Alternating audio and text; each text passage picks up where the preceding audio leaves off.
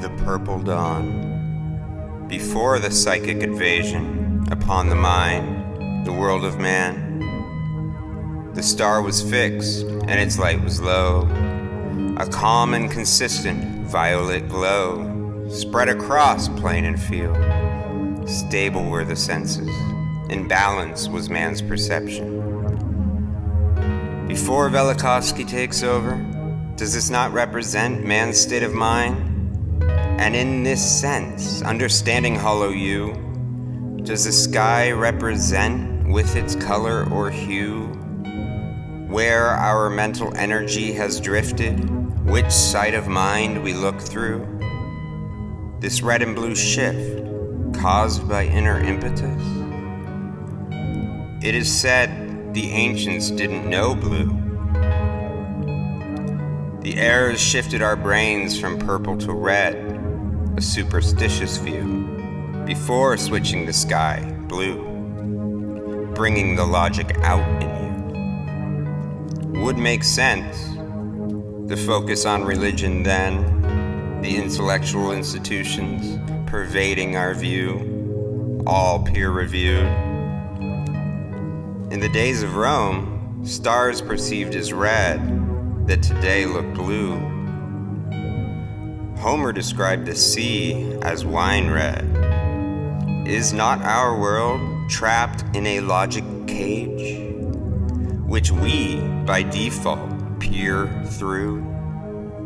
Could not an inner shift brought about by me and you, where our thoughts are directed as the world is processed, if we alter that path of consciousness, the sky will literally reflect this in the color of the perception of the spectrum of our camera obscura's position. Return to 32. Hollow me, hollow you.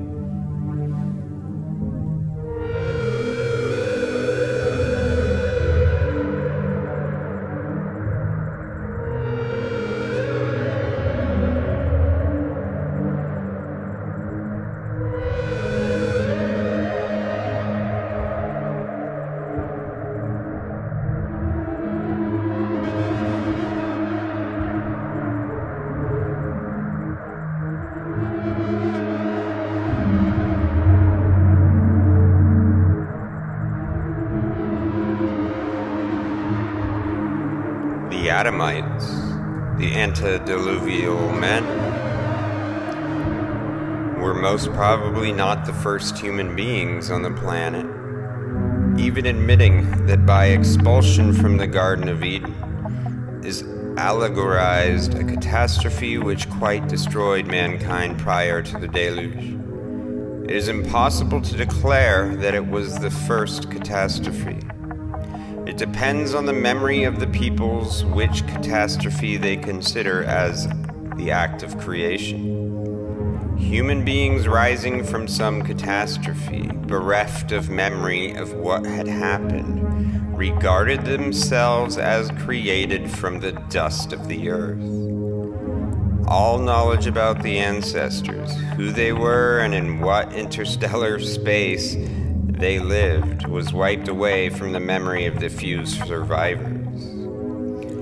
The Talmudic rabbinical tradition believes that before Adam was created, the world was more than once inhabited and more than once destroyed. It was at the end of the first age, symbolized by the expulsion of man from the blessed Garden of Eden, that the moon lost its brightness. It was not just a single human pair. The tradition ascribes to Adam the invention of 70 languages. Hebrew mythology assigns to the period preceding Adam's expulsion different geophysical and biological conditions. The sun shone permanently on the earth, and the Garden of Eden, placed in the east, was, it must be conceived, under perpetual rays of the dawn. The earth was not watered by rain, but mist ascending from the ground condensed as dew upon the leaves. The plants looked only to the earth for nourishment. Man was of exceedingly great stature. The dimensions of man's body were gigantic. His appearance was unlike that of later men. His body was overlaid with a horny skin. But a day came and the celestial illumination ceased. The sun had grown dark the instant Adam became guilty of disobedience. The flames of the ever-turning sword terrified Adam. Genesis 3:24. In another legend, it is told that the celestial light shone a little in the darkness, and then the celestial light ceased, to the consternation of Adam. The illumination of the first period never returned. The sky that man was used to seeing never appeared before him again. The firmament is not the same as the heavens of the first day. The day of Genesis, as I have already noted, is said to be equal to 1,000 years. It was after the fall of man, according to Hebrew tradition, that the sun set for the first time. The first time Adam witnessed the sinking of the sun, he was seized with anxious fears. All the night he spent in tears. When day began to dawn, he understood that what he had deplored was but the course of nature. It was also then that the seasons began. This is told in the following story. Adam noticed that the days were growing shorter and feared lest the world be darkened. But after the winter solstice, he saw that the days grew longer again. The earth also underwent changes. Independent before, she was hereafter to wait to be watered by the rain from above. The variety of species diminished. Man, according to Hebrew legends, decreased in size. There was a vast difference between his later and his former state, between his supernatural size then and his shrunken size now. He also lost his horny skin. The whole of nature altered its ways.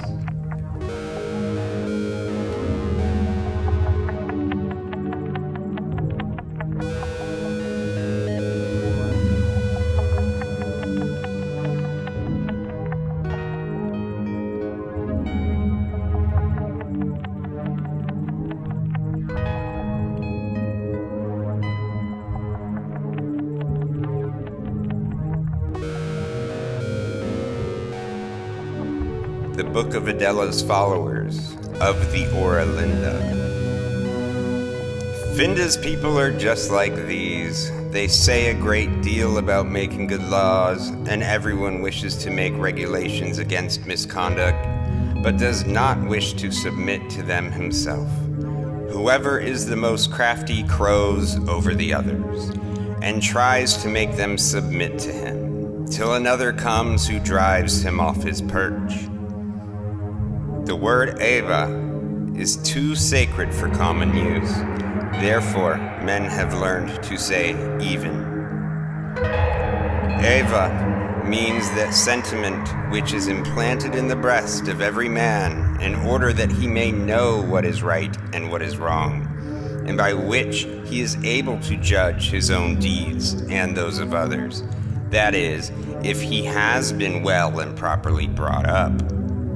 Eva has also another meaning, that is, tranquil, smooth, like water that is not stirred by a breath of wind.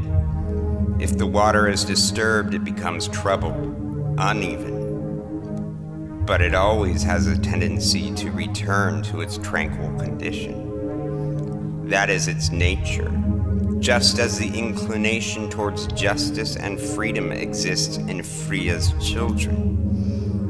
We derive this disposition from the spirit of our father, Ralda, which speaks strongly in Freya's children and will eternally remain so.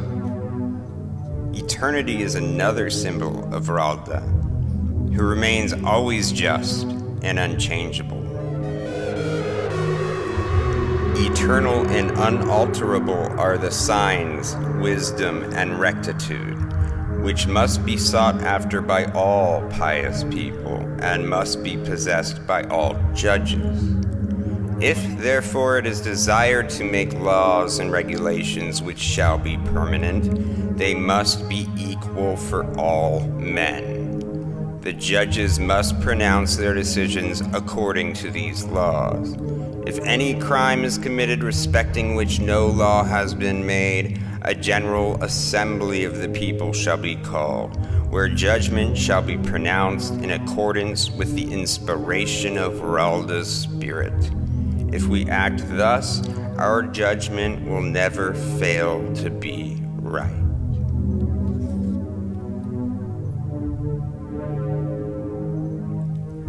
If instead of doing right, men will commit wrong, there will arise quarrels and differences among people and states. Thence arise civil wars, and everything is thrown into confusion and destroyed. And O foolish people, while you are injuring each other, the spiteful Finda's people with their false priests come and attack your ports, ravish your daughters, corrupt your morals, and at last throw the bonds of slavery over every free man's neck.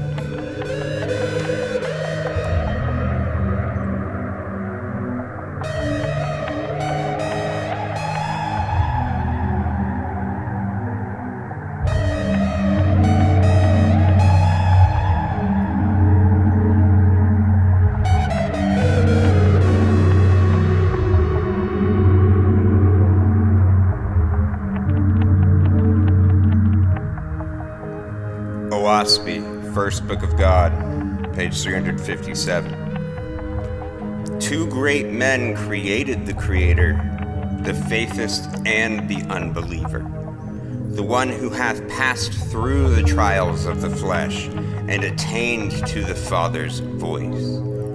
For in becoming one with the Father, he no longer standeth in fear of anything in heaven or earth. The glory of constant resurrection is before him forever. All men who have not attained to this may be likened unto a man going up a slippery hillside, who oft rises high, but suddenly slideth low. They glorify themselves for their own light and wisdom and good gifts, rejoicing for self's sake for the glories that have fallen upon them. But they are cowards. Nevertheless, the Creator created a great man amongst these, and such is the unbelieving man. He hath neither gold nor silver, nor house nor land, and he is without spiritual sight or spiritual hearing, but his glory is in understanding his own understanding. He it is that subdueth the forest, and tameth the beasts of the field to man's service. He goeth alone in the dark, fearing naught. He followeth not the course of any man, but searcheth for himself. The priest cannot make him believe, nor can the angels of heaven. None can subdue his judgment. He beholdeth the glory of the earth and of manhood. He calleth to the multitude, saying, Why permit ye others, even priests, to think for you? Arise, O thou, and be a man. Arise, O thou, and be a woman. He inspireth of the earth and for the earth. Through his arm are tyrants and evil kings overthrown. Through him are doctrines and religions sifted to the bottom, and the falsehood and evil in them cast aside. Yea, who but Ormazd could have created so great a man as the unbeliever? And these two men, the faithist and the unbeliever, do mostly all the good that is done in the world. The one laboreth at the top of the hill, calling upward. The other laboreth at the bottom of the hill, pushing upward.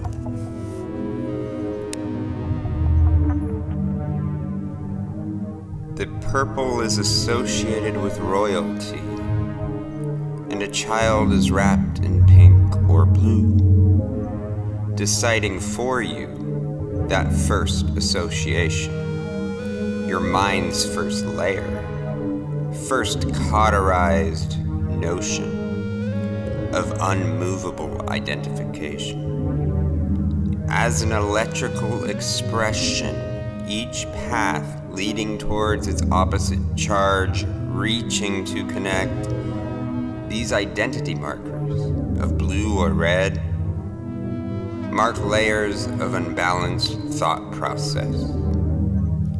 As your electric arc reaches out, it is bent by your wish to associate with what you recognize as yourself. In the past, or more accurately, further back within your arcing past, this sine wave motion, spelled like sin, is the extremes of this arc, moving back and forth. And if we have a majority population, all sticking solely to the left, this collective electric path decides our position in perception. If aligned with that color that always causes a stir, the color that travels into the unseen, would it not make sense that all that was too hard to believe before might readily be seen? An ultraviolet dream, laying upon and overlapping all that was previously seen.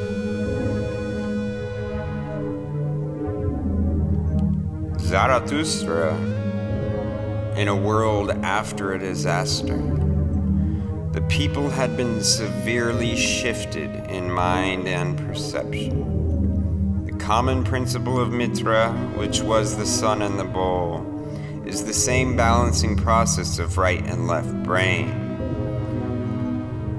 But as the world went through such great changes, and the sun dominated the bull in their supposed worship, complexity always arrives in this emergent reality, which must be met with focused creativity. And so a method was devised outlining the electrical truth of a negative within nature.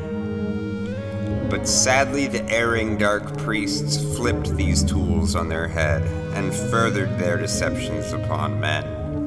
This idea was deformed into evil spirits, and all the errors had to do was keep whispering in man's ears until such spirits appeared.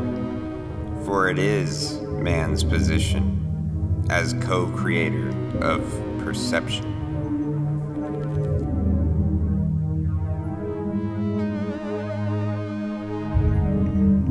Ahoma Takoyas. Hollow me, hollow you. Thank you for the view.